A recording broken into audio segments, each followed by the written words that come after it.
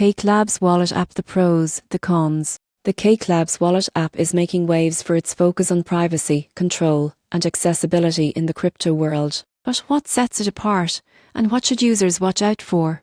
Let's break down the pros and cons. The first major advantage of Cake Labs Wallet is its commitment to privacy.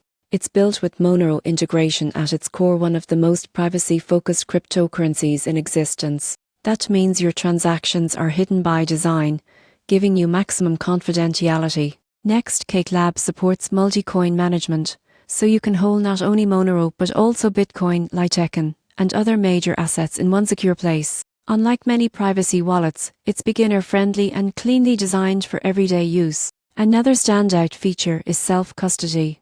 Your keys never leave your device. That means full ownership and total control, a must for anyone who values true decentralization. The app also allows in-app swaps between supported coins, so you can exchange assets without using centralized exchanges that track your activity. However, there are a few downsides. The biggest is limited token support. Cake Labs doesn't support as many assets as wallets like Trust or MetaMask. Its primary focus remains privacy coins and select major cryptos. Another drawback is speed and liquidity.